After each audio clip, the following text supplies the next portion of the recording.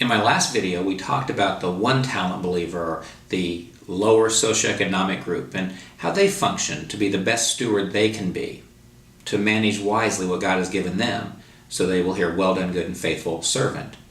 Well, in this video, I want to talk about the two-talent believer, or what we'd call the middle socioeconomic group.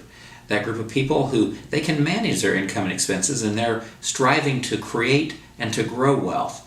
They usually have a career. They either rent with a desire to own, or they own a home.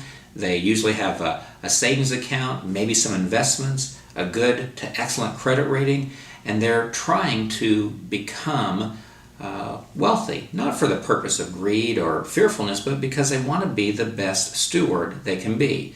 They are managing resources wisely. I think of a couple named Jim and Barb, who I've known for a number of years. They have managed well. They have nice jobs.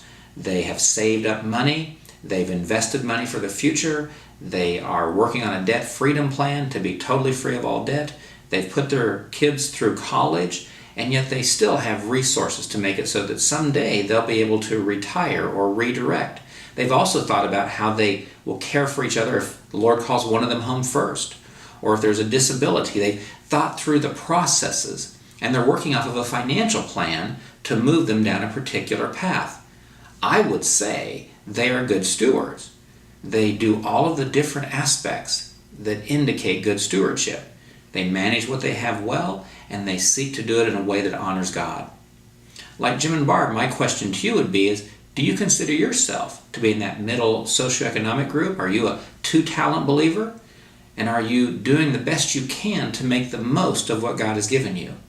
If not, you know what? Our God is a God of second chances, and you can go forward and do differently, do better than you have before. And in one of our upcoming videos, we're going to talk about some of those behaviors you could change to move you from the two-talent group to the five-talent group if you'd like to do so.